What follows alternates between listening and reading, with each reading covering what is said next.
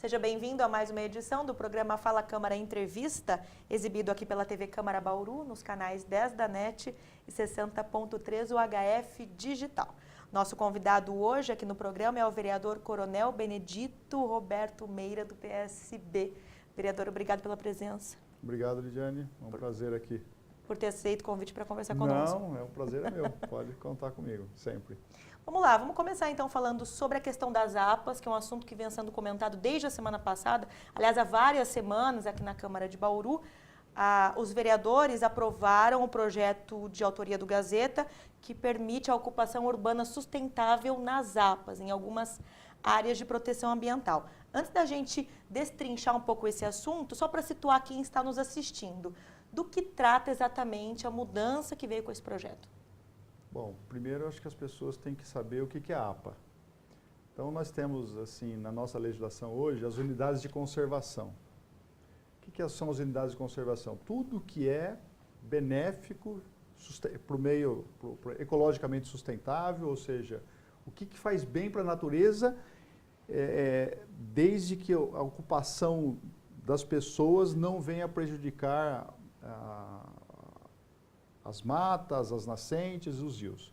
Então nós temos lá um negócio chamado unidades de conservação. Então nós temos áreas de preservação permanente, que nós chamamos de APP, que são os rios, que são as nascentes, que são as margens dos rios. Isso é intocável, isso ninguém mexe. São as florestas urbanas, nós temos quando nós temos um conjunto de árvores que foram preservadas, que ninguém tocou, que é um patrimônio que tem que ser preservado. Isso chama-se APP. Aí nós temos as APAs, que são as áreas de proteção ambiental. A legislação diz que nas áreas de proteção ambiental, quando definidas por lei, pelo poder público municipal ou pelo poder público estadual, pelo governo do estado, essas áreas elas podem ser ocupadas pelas pessoas, só que de maneira sustentável, preservando os riachos, preservando as nascentes, porque as APPs, dentro das APAs eu tenho as próprias áreas de preservação permanente. Retirando as áreas de preservação permanente, que são as APPs, o que restou dentro daquela área de proteção ambiental? Sobrou isso. Aí que vem um negócio chamado plano de manejo, que é um documento que é, na verdade, uma radiografia do local, em que os técnicos vão apontar o que dentro dessa área de proteção ambiental eu posso construir, aonde eu posso construir indústria, aonde eu posso construir moradias e assim sucessivamente. Por isso que é importante, primeiro, você conhecer a legislação, conhecer o que é uma área de proteção ambiental e saber que Bauru, nós temos 3 áreas de proteção ambiental que foram instituídas por lei. O problema da nossa área de proteção ambiental é que quando foi elaborado o plano diretor e quando foi também elaborado as minutas, os textos dessas respectivas áreas de proteção ambiental, o legislador, que na época quem foi que deu o autor do projeto, talvez influenciada por alguns ecologistas radicais, eu falo assim, eu falo que são os ecologistas conservadores, e não os progressistas, eles acabaram fazendo o seguinte, atribuindo ao conceito de APA o mesmo de um conceito de uma APP, ou seja, proibindo tudo. Então, quando o prefeito Gazeta, que também é um ecologista, que é um ambientalista, ele se voluntariou a candidatar-se ao cargo de prefeito, durante a sua campanha ele prometeu destravar Bauru. O que era destravar Bauru? Destravar Bauru era simplesmente fazer o quê? Olha, nós vamos dar um conceito para as áreas de proteção ambiental do jeito que a lei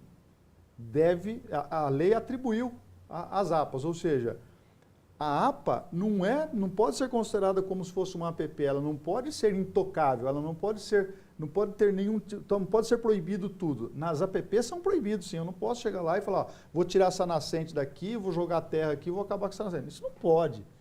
Eu vou pegar essa margem do rio aqui e vou desmatar. Não pode. Por quê? Porque existe uma preservação, a lei assegura aquilo ali. Agora, na área de proteção ambiental, não. Só que quando foi instituída a lei aqui, fizeram a mesma coisa, ou seja, as áreas de proteção ambiental ficou proibido tudo. E isso, de uma certa forma, impediu o progresso da cidade. Impediu a construção de novas moradias, impediu a criação de novos distritos industriais. E isso abriu um precedente para que as cidades vizinhas ocupassem esse espaço que Bauru estava perdendo. Então, o prefeito Gazeta, ele apresentou um projeto retirando a palavra proibido, principalmente no que diz respeito a uso e ocupação do solo. Ou seja, vai poder ser ocupado as APAs desde que o plano de manejo aponte que aquilo ali é possível e é necessário. Com certeza o plano de manejo vai fazer isso. Se o plano de manejo não fizer isso e continuar proibindo tudo, foi um engodo, né? Foi um engano, né? Nós somos ludibriados com essa promessa do destravamento apontado pelo prefeito Gazeta, mas eu tenho absoluta convicção de que isso não vai acontecer. Hoje, Bauru só tem o plano de manejo da APA Água Parada, ainda faltam outros 2 documentos.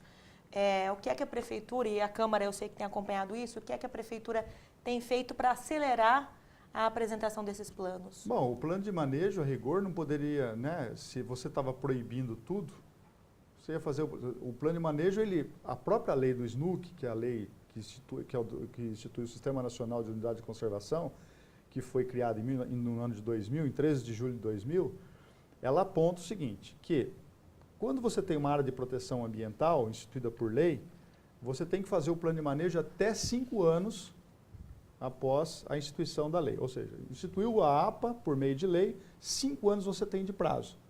Não foi feito isso em Bauru. Então, e por que não foi feito? Se você pensar bem, você fala, pô, mas se era proibido tudo, por que eu vou fazer um plano de manejo? Mesmo assim, foi feito da água parada. Qual foi o resultado que nós vimos do plano de manejo da água parada? Ele na verdade, eu falo que ele é um laudão. Sabe o que é um laudão? Porque ele simplesmente retrata o que tem na área. Ele faz olha, aqui tem área isso, aqui tem tal animal silvestre, aqui tem a ave de tal espécie, tem isso. Mas aí eu falo assim, bom, e onde que eu posso construir? Onde que eu posso disponibilizar uma área para construção de moradia para popular, para uso e ocupação do solo? Ele não fala. Por quê? Porque eu tinha uma lei que proibia totalmente esse tipo de uso e ocupação de solo, que é a lei do APA de Bauru, dos APAs de Bauru. Então, agora sim, os 2 planos de manejo que vão ser elaborados, né, que o prefeito já licitou, tanto do Rio Batalha quanto do Vargem Limpa, os 2 planos de manejo vão contemplar nessas respectivas áreas onde pode haver uso e ocupação do solo. É onde pode o investidor, o proprietário da terra, disponibilizar aquela área para que seja feita uma construção de moradia ou construção de áreas de uma zona industrial, seja lá o que for. Então, agora sim nós entendemos que vai ser possível avançar. Caso contrário, o que está acontecendo? Esse travamento que vinha acontecendo até então já motivou várias ações na justiça, porque o direito de propriedade do cidadão, ele também tem que ser reconhecido. Você é proprietário de uma terra, dentro de uma APA. Você não tem nascente, você não tem nem nada de APP na sua área. Você quer vender e quer comercializar a sua área. Quer lá, buscou um investidor para a construção de uma moradia, num conjunto residencial, seja de prédio ou de casa residencial. Aí você não pode. Por quê? Porque tem uma lei proibindo. O que aconteceu? Esse cidadão, proprietário dessa área, entrou com uma ação na prefeitura, porque falou, bom, se a prefeitura proibiu que eu comercializasse minha área, então porque a prefeitura me indenize. E isso, os proprietários estão conseguindo sucesso na justiça. Tanto é que já existe uma ação de 27 milhões, em que a prefeitura já foi condenada e vai ter que pagar, mais uma outra ação agora de 34 milhões e outras tantas que estão vindo por aí. Se não houver esse destravamento o mais rápido possível e o plano de manejo não for elaborado num prazo que eu acredito que 12 meses é muito tempo, eu acho que o plano de manejo tinha que ser feito no máximo em 4 ou 6 meses, outras ações poderão recair sobre a prefeitura e aí a despesa, com certeza o compromisso financeiro vai ser muito grande e a prefeitura, na situação crítica que passa hoje financeira, vai ser muito difícil ela sobreviver e vai ter que disponibilizar de outros meios para poder pagar e honrar os pagamentos para esses credores. Ainda falando sobre as APAs, o senhor trouxe um apontamento na tribuna, na sessão ordinária dessa semana, com relação a possíveis vícios quando da criação das leis de 2 dessas 3 APAs. Foram criadas depois da publicação, enfim, do SNUC, que é o Sistema Nacional. Exatamente, quais seriam esses problemas? Os problemas são o seguinte, a lei do SNUC, ela diz o seguinte, quando vai ser instituída uma APA, uma área de proteção ambiental no município, a prefeitura, né, ela deve elaborar requisitos indispensáveis, obrigatórios. Ela deve elaborar um estudo técnico e fazer uma consulta popular. Sem esses dois requisitos, não se pode criar uma APA. Muito bem. Isso foi instituído no dia 13 de julho, a partir da promulgação da lei do SNUC, no ano de 2000. Nós temos duas APAs que foram instituídas, uma em 2000, novembro de 2000, e outra em 2001, ou seja, posterior à edição da lei do SNUC, de 2000. Em razão dessa obrigatoriedade que a lei impõe, eu solicitei à Prefeitura, né, os estudos técnicos que foram realizados e a consulta popular, a ata da consulta popular que foram realizadas à época. Qual foi a resposta da Prefeitura? Não houve. Não houve, e a Prefeitura usou um argumento, o documento foi assinado pela secretária Maíra, a secretária do Meio Ambiente, ela disse que as APAs foram previstas no Plano Diretor de 1996 e, portanto, anterior à lei do SNUC. Olha, me perdoe a secretária Maíra, ela está extremamente equivocada. As APAs têm que ser instituídas por lei. A previsão que houve lá no Plano Diretor em 96 era de que nós tínhamos que criar áreas de proteção ambiental. Então, na verdade, a nossa, entre aspas, Constituição Municipal, que é o Plano Diretor, ela fez apenas uma alusão de que no município tinha que ser criado as áreas de proteção ambiental. E fez uma menção, uma referência à APA do Rio Batalha. E a APA do Rio Batalha foi criada em 98. Então, hoje, se eu pedir estudo técnico do Rio Batalha, da APA do Rio Batalha, eu não posso exigir, porque ele foi anterior à criação do SNUC. Agora, as outras duas leis que instituíram a APA, da Vargem Limpa e da Água Parada, né, essas duas APAs, elas foram criadas posterior à lei do SNUC. Portanto, a ser apresentado o estudo técnico e a consulta popular. Como isso não foi feito, não é disponível, nós fizemos uma consulta até mesmo ao jurídico da nossa Câmara, é possível sim, uma nulidade dessas leis, porque elas estão viciadas. O requisito, ele é indispensável para a criação e instituição das APAs, das duas APAs que eu falei que foram criadas posterior à lei de 2000, da lei do SNUC. Então, é possível sim essas duas APAs serem anuladas. Pelo menos é o que nós enxergamos. Podemos estar equivocados? Podemos até estar equivocados, mas isso nós podemos discutir juridicamente. Mas eu tenho certeza que não há dificuldade em fazer uma interpretação daquilo que a lei exige e daquilo que foi de fato feito e realizado. Ou seja, a Prefeitura não cumpriu os requisitos obrigatórios. E eu li muitos julgados, muita legislação a respeito, e todas elas caminham para que, não cumprindo os requisitos, a lei está viciada. O senhor pensa em conduzir um processo nessa esfera, vereador?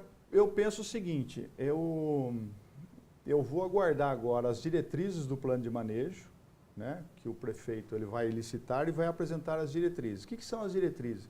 Quais são as etapas? O que o plano de manejo, o que ele busca com o plano de manejo? O que a gente espera é que a empresa vencedora da licitação, ela contemple as áreas onde você possa fazer o uso e ocupação do solo.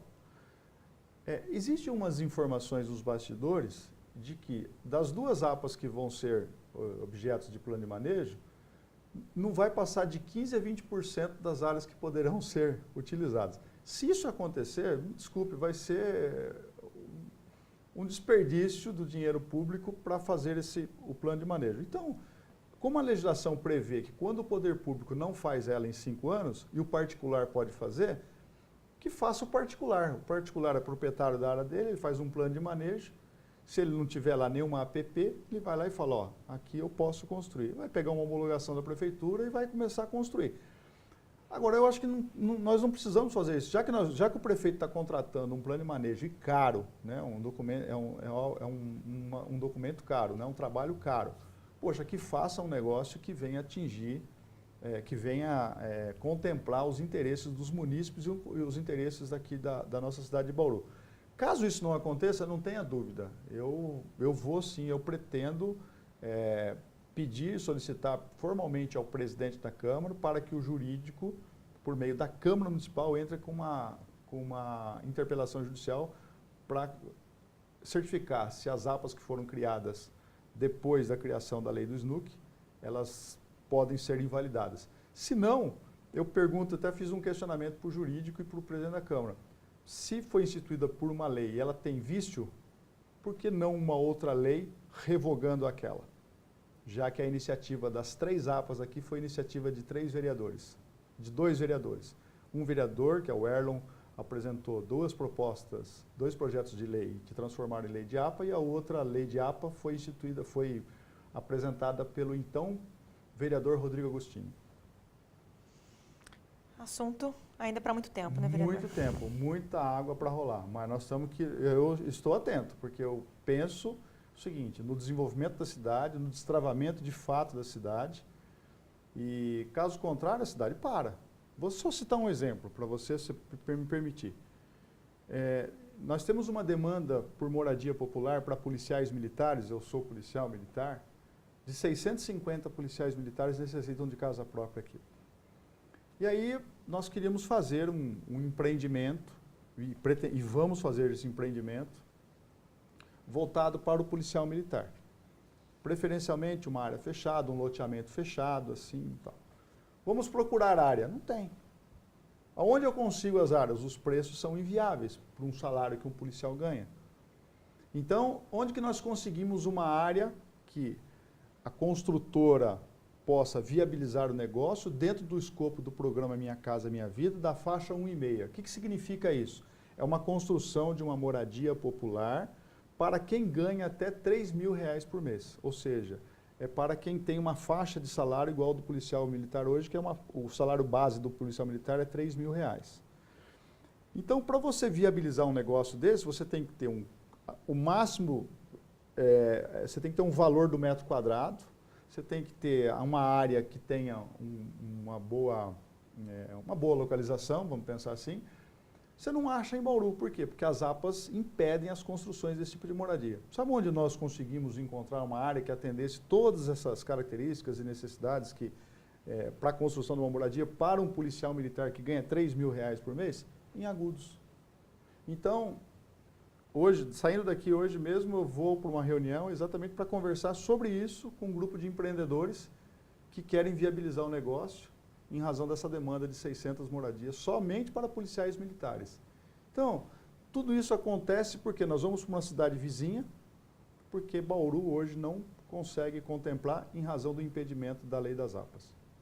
Vereador, mudando um pouquinho de assunto, falando agora sobre a Coab, o senhor trouxe já há alguns dias um relatório com inconsistências em termos de números apresentados pela companhia relativas às viagens realizadas pelo presidente Gasparini Júnior nos últimos anos. O senhor apresentou algumas dessas inconsistências. Eu queria que o senhor relatasse aqui para os nossos telespectadores que inconsistências são essas e qual foi o retorno que o senhor teve do Executivo com relação a isso. Tá. Bom, o que me motivou a pedir informações ao presidente da Coab, ao prefeito municipal, nos termos do artigo 18 da Lei Orgânica. Para quem não sabe o que é o artigo 18 da Lei Orgânica, diz o seguinte, que o vereador, quando ele solicita um documento, solicita lá uma informação junto ao prefeito municipal, o prefeito municipal ele tem o prazo de 15 dias para informar o vereador sobre aquele questionamento, sob pena de perda do mandato. Até isso pode acontecer, sob pena de impeachment. Mas isso, graças a Deus, todos os pedidos que eu fiz até hoje, tudo deu certo. Muito bem. O que me motivou? Eu recebi um documento das mãos da vereadora Chiara. Quando ela era vereadora aqui, ela pediu uma documentação para a Coab e veio lá um período de 2005 a 2010 das viagens realizadas pelo presidente. Em torno de 126 viagens que ele fez naquele período de 5 anos. Eu, em posse daquele documento, eu falei, bom, eu vou fazer o mesmo questionamento de 2010 até 2017. E fiz. Então, naquele período foram informadas 126 viagens. Só um funcionário viajou com ele 42 vezes. Bom, ali as informações estavam assim um pouco superficiais. Eu falei, eu vou me aprofundar e vou pedir mais informações. Eu pedi quantas viagens foram realizadas, para que cidade foi feita essa viagem, qual a finalidade da viagem, quem foram os acompanhantes, qual o custo da passagem, qual o custo da estadia e qual o custo e quanto foi gasto com diária. Então eu fiz um apanhado geral. Quando eu recebi a resposta, no texto das perguntas que eu fiz ao presidente da Coab, ele informou lá um número X de viagens. Só que aí eu pego os documentos em anexo, que foram juntados vários documentos, um deles mostra a relação das viagens.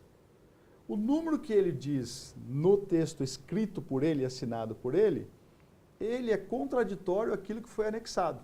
Ou seja, há uma inconsistência. Pera, afinal de contas, são esse número de viagens ou aquilo que o que foi apresentado? Então, em razão dessa diferença e dessa divergência, eu acredito que o presidente assinou um documento sem ler o que ele estava sendo anexado. Ou ele não teve o cuidado, ou a pessoa que instruiu aquela documentação para a resposta não se atentou para isso. Mas foi ele quem assinou. Se ele delegou isso para uma pessoa e a pessoa não o fez de uma maneira correta e ordeira, né, e condizente com os documentos anexados, isso é problema dele. Em razão dessa inconsistência e dessa divergência de informações, eu protocolei essa semana outro documento ao prefeito pedindo esclarecimento sobre essas divergências. Independentemente disso, eu vou apresentar essa documentação ao Ministério Público. Não tenha dúvida. O Ministério Público também, se decidir pela instalação de inquérito, muito que bem, se decidir pelo arquivamento, não me importa. O que eu vou fazer é o meu papel como um agente fiscalizador, né, e fui eleito para isso. Eu vou comunicar ao Ministério Público para que ele tome pelo menos conhecimento daquilo que aconteceu no período de 2005 a 2017 em relação às viagens do presidente da companhia. Por que eu insisto tanto nisso? Porque a companhia Coab é uma sociedade, né, de economia mista, ela tem lá como sócio majoritário a prefeitura, já tem uma dívida de 200 milhões, no primeiro quadrimestre já teve um prejuízo de 10 milhões, que foi apresentado recentemente numa audiência pública, ou seja, o que o prefeito ainda quer esperar acontecer para começar de fato a enxugar a Coab e extingui-la no momento em que não tiver mais contratos para ela poder administrar. Conversei com um funcionário que ele disse que em 1988 a Coab emitia 122 mil boletos. Ou seja, quando você emite 122 mil boletos de cobrança, significa que você tem 122 mil contratos. Levando em consideração que a Coab, ela ganha para fazer a administração desses contratos de 3% a 5% por contrato, ou seja, para cada boleto emitido você tem lá 3% ou 5%, depende do contrato. Então essa é a receita da Coab, é isso que faz o caixa da Coab. Só que ao longo desses anos, a Coab faz 30 anos que praticamente a Coab não constrói mais nada. Os contratos vão sendo extintos. Se você comprou, por exemplo, uma casa no Meiridota, normalmente hoje todos os moradores do Meiridota, que era de um volume de contratos bastante considerável, praticamente todos os moradores do Meiridota já quitaram seus contratos, ou seja, já quitaram sua dívida. Então aqueles contratos deixaram de acontecer. Então, comparando 1988 com 2017, nós tínhamos 122 mil. Hoje nós temos 8 mil contratos. Quando o presidente assumiu a companhia, tinha 27 mil contratos. Hoje tem 8 mil. E o corpo de funcionários e a despesa da Coab continua praticamente mais alta. Ou seja, hoje a gente tem um desequilíbrio. A receita é oriunda da administração dos contratos, que são 8 mil, e eu tenho uma despesa que continua cada vez mais, aumentando cada vez mais. Porque se eu vou diminuindo os contratos, eu vou diminuindo a receita e a despesa, se ela se mantém, mas vai o quê? Cada vez mais a despesa, o volume é maior, o montante é maior do que a receita. A conta é básica. Se você ganha R$2.000 por mês e você gasta R$2.500, no final do mês você vai ter que dar um jeito para arrumar R$500. Ou você usa o seu cheque especial, ou você usa o seu cartão de crédito, ou você empresta dinheiro do banco, ou você empresta dinheiro do agiota, ou você empresta dinheiro da sua família. A conta é essa. Só que a Coab está acumulando essa dívida. Estava com 200 milhões 31 de dezembro de 2016, só no primeiro quadrimestre agora já aumentou mais 10 milhões. Ou seja, ainda continua com desequilíbrio financeiro. A despesa continua sendo superior à receita. E a tendência vai continuar sendo essa, a não ser que enxugue drasticamente os quadros de funcionários da Coab. Mas aí alegam, mas a Coab, se eu mandar o funcionário embora, ele retorna com um meio de ação judicial. Mas ele tem a obrigação de fazer isso. Que a justiça mude essa... Não tem problema, mas o presidente ele tem a obrigação. E o que alimenta hoje, o que o prefeito hoje, na verdade, ele enxerga na Coab? Eu converso muito com ele, ele falou, não, a Coab vai voltar a construir. Me perdoem, não vai voltar a construir nunca mais. Esse modelo de construção de moradia popular já acabou. Hoje eu tenho o CDHU, que é o governo do estado que faz a construção de moradias, e eu tenho o programa Minha Casa Minha Vida, que é feito direto. A Caixa Econômica Federal ela faz praticamente isso direto com a construtora. Ela vê a demanda do município, constrói, acabou. Ela não passa mais o dinheiro para uma companhia como a Coab, para a Coab fazer a licitação e construir a moradia popular. Então, só tem uma saída. A Coab precisa fechar. Ou então reduzir os seus quadros drasticamente e acompanhar, ser compatível a despesa com a receita. Quando eu tenho lá 8 mil contratos, se eu tenho uma arrecadação, de 2 milhões, eu não posso gastar mais que 2 milhões. Eu tenho que gastar 1.800, 1.900 ou 1.999, mas não 2 milhões e 10. Se o meu contrato, se a minha receita vai diminuindo, se daqui a 2 anos eu tenho 8 mil, eu tenho 4 mil contratos, a minha arrecadação é 1 milhão, eu não posso gastar mais que 1 milhão como despesa. Então eu vou reduzindo o meu quadro de funcionários. Só que isso não está acontecendo. Ainda continua sendo um cabide de emprego. Vereador, um último assunto aqui para a gente falar rapidamente, a questão dos cemitérios municipais de Bauru. O senhor muito tem falado a respeito da necessidade de concessão por meio de PPPs de alguns serviços municipais que têm se apresentado de forma ineficiente à população. Os cemitérios seriam espaços, alguns deles em situação de abandono, mato alto, problemas de vandalismo, enfim. Como é que está a situação dos cemitérios municipais e o que poderia ser feito nesse sentido?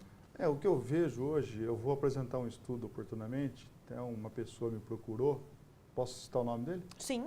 É o arquiteto Márcio Colim, que ele é um especialista em soluções cemiteriais, vamos dizer assim, e ele tem um diagnóstico muito interessante a respeito dos nossos cemitérios em Bauru. Eu fiz um apontamento em razão do abandono, do muro quebrado, de túmulos abertos, mato alto, e nos cemitérios que são administrados pela Prefeitura Municipal por meio da Indurb, que é o cemitério Cristo Rei, São Benedito, o cemitério da Saudade e o cemitério do Redentor, além do cemitério de Tibiriçá. Esses cemitérios que são administrados pela Prefeitura Municipal estão em total estado de abandono. A Indurb ela é contratada pela Prefeitura para fazer a manutenção dos cemitérios, para fazer lá os enterros, para fazer lá os sepultamentos, para poder fazer o velatório municipal. Eu acho que isso é interessante, tem que ter mesmo, tem que ter o lado social, porque tem pessoas que hoje falecem e não dispõem de recursos para pagar hoje todo o serviço de funerária, que hoje o serviço funeral é caro, né, para quem praticamente não ganha nada, né? Mas hoje, o que foi o diagnóstico que nós levantamos aí? 70% hoje da demanda que nós temos em Bauru praticamente vai para a iniciativa particular. E 30% fica com a iniciativa pública, ou seja, com o público. Então, eu penso o seguinte, se o cemitério não está... Eu entendo que esse é o tipo de atividade que a prefeitura tinha que passar para o terceiro. Faz uma concessão disso. Eu sou uma pessoa que eu defendo, não é privatização, é uma concessão. Isso é um serviço que tem que ser... Passa essa concessão para o particular e, lógico, faz uma reserva para aqueles casos daquelas pessoas, em razão das condições sociais, não tem condições de fazer de velar o corpo de uma pessoa. Como eu entendo que tem que ter um velatório municipal, sem ônus para essas pessoas, tem que ter até transporte de familiares dessas pessoas para os respectivos cemitérios, que é uma coisa que nós já conversamos com alguns vereadores. Mas isso é possível você fazer por meio de uma concessão, abrir essas exceções para o poder público municipal. Agora, não adianta querer administrar algo que a gente não sabe, não tem competência. Por que os particulares cada vez mais oferem mais e mais lucros e transformam aquilo num negócio? Porque eles enxergam aquilo ali como um negócio. O poder público não enxerga aquilo ali como um negócio, como algo que pode... Ele diz, vamos prestar aquele serviço, e faz um serviço muito mal feito, ao meu ver. Então, por isso que eu sou uma pessoa que defendo a concessão desse tipo de serviço, sim. A exemplo do que vai acontecer em São Paulo. Sem levar em consideração, e isso é uma coisa que eu vou abordar oportunamente, sem levar em consideração a contaminação, né, sobre a contaminação no meio ambiente, no solo, em razão dos cemitérios onde estão localizados. Então, por quê? Porque o chorume, que é o resíduo que sai ali da decomposição das pessoas que são mortas, que foram enterradas ali, eles vão para o solo. Hoje não tem um tratamento disso, não tem uma canalização desse chorume para um tanque que tenha uma contenção de um tanque, como acontece nos aterros sanitários. O mesmo precisa acontecer com os cemitérios, e não só nos cemitérios públicos, nos particulares também. Ao que consta, nenhum desses cemitérios, nenhum deles, seja os particulares e seja os públicos, tem uma autorização da CETESB para o seu efetivo funcionamento. Então é algo que nós vamos comentar oportunamente, assim que eu receber toda a documentação elaborada por esse arquiteto chamado Márcio Colim.